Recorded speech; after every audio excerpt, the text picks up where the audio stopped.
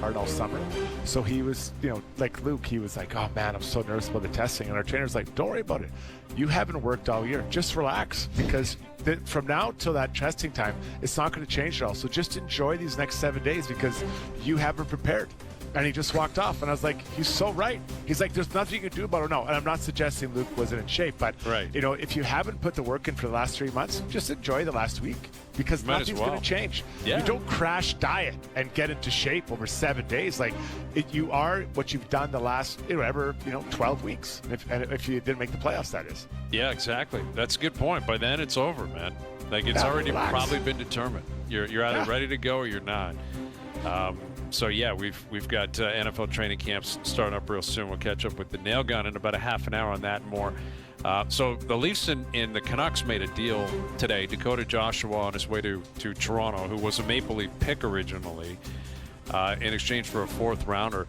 And we've discussed, kind of where Joshua could fit in. You said, Frankie, when he was at his best last year, he was playing on the left side. That's probably where he plays. And maybe it's him, Nicholas Waugh, and I don't know who else would be on that line, but maybe that's your third line. Maybe Lawton's up the middle and Waugh and Joshua on the wing. And that's your identity kind of third line that Berube's been looking for. That's the case. I'm not sure what the fourth line would look like.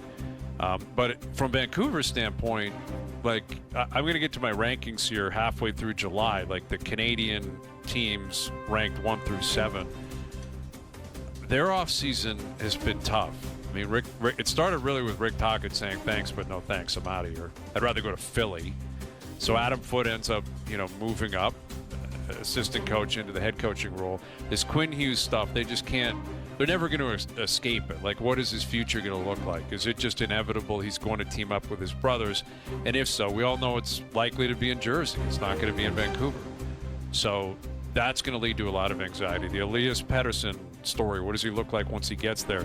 Now, they got Besser back, which I think was a win for them. When he's healthy, he's a good player, could score goals. Big win. That was a surprise. Yeah, that was a surprise. But now you've traded Joshua for nothing. Like, where is Vancouver going here? What do they have up their sleeves that you're just dumping a player again for a fourth round pick? It's a salary dump. Yeah. They're not a better team without Dakota Joshua.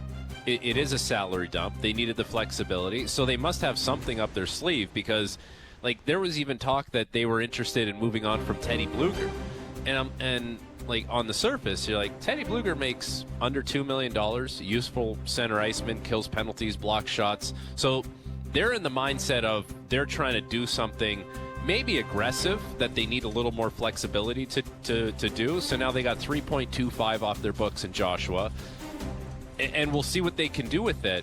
But looking at that lineup today, they're not a better team without Joshua. Toronto's a better team with Joshua, and it's not like, listen, it's not like they've got some monumental piece now, but they got a really good depth piece who plays a different style of game, who is going to fit a role and fill a need for them. So that should be considered a win for Toronto, especially considering the price that you paid to get him is only a fourth-round pick, right? In 3 years. Yeah, I think just to follow up on that, I think what you're talking about, Frankie, is an upgrade. They upgraded their bottom six by getting this player. On the flip side, Vancouver, I think we got to give them a break. I think that they believe Evander Kane is an upgrade on Joshua. On him. Which is true. If Kane's healthy, that's valid, 100%. Yeah, so the money isn't that much different. I think it's $1 million. Oh, is it $2 million different? I think Evander's at $5 million maybe. And Dakota's at $3 million. I think Evander can score more goals. I think that he is more of a hard guy to play against consistently over his career than Dakota has been. So I think there's an upgrade there. But the problem is, you want to have more than one player like that. We talked about that earlier, right? So Connor Garland, I love him, but he's a very small player, and he can chirp and get into people's faces, but he's not physically dominating people, even though he's a hard player to play against. So be interesting what comes next, but I do think this is Kane in, Dakota out. Yeah, that's a good point. And they acquired Kane really for nothing either, because they didn't need any money. That was Edmonton just wanted out of the salary, and they did that. So, that has, I guess, has been evident here. If you have money to play with, you can take advantage of teams that are looking to get rid of players who have value, but they just know they can't have them anymore based on the numbers crunch, which again is unique to Toronto. Because they're never in a position to do this. No kidding. Like over the last handful of years, they've never been able to just pluck a guy because he's available. They've never had the money to do it or flexibility to do it. But they've also, again, from a Leaf perspective, filled up a lot of that flexibility. Like Michelli's, what is Michelli making? $4 million or something like that? Michelli's he's at 3.4. Okay, Michelli. so he's at 3.4. Nicholas was at 3. And Josh was at 3.25. So between the three of them, you're talking almost 10 million, 9.5. Yeah, that's a lot of the 11 million Marner going out. They've effectively filled with those three guys. Well, and if you look at the Leafs on Puckpedia, right, you have two guys. One makes 13.2, one makes 11.5. Then it goes down to Nyes at 7. And there's, I'm just talking about the forwards. Like Morgan Riley's also a $7 million player, but there's no one in the 6s. There's no one in the 5s. Then it goes down to the 4s. So they're still trying to repair this cap structure so that they could make it a little more gradual and it doesn't just fall off a cliff. But it still does. It's just you can't do that in 1 year. Even though Marner's gone and now Tavares is off at 11 and he's in, the low 4s. It's going to take time for them to really get that nice, even, gradual cap structure where you can have a couple $6 million players on your books. Right. And those guys have value too, right? Like those are good players. You're not getting them for a 4th round pick. If you want to get a guy who's making 6 or 7 and is worthy of that contract or can exceed it based on his production.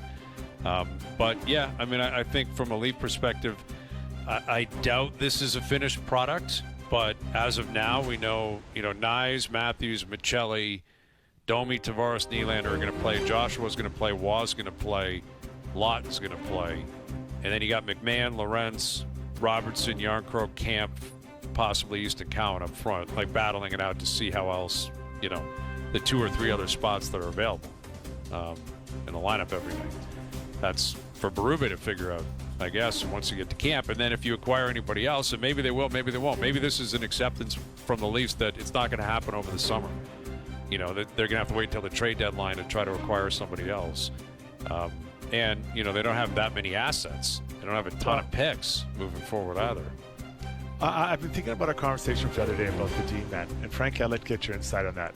There's no doubt that the 60 that the Leafs have are good. They're good at what they do. I think they need to add something different. So could we see a hockey trade? And I don't know which one's going out, but a name that pops in my head, and just as an example, doesn't have to be, but a Shane Gothisbeer, a guy that moves the puck,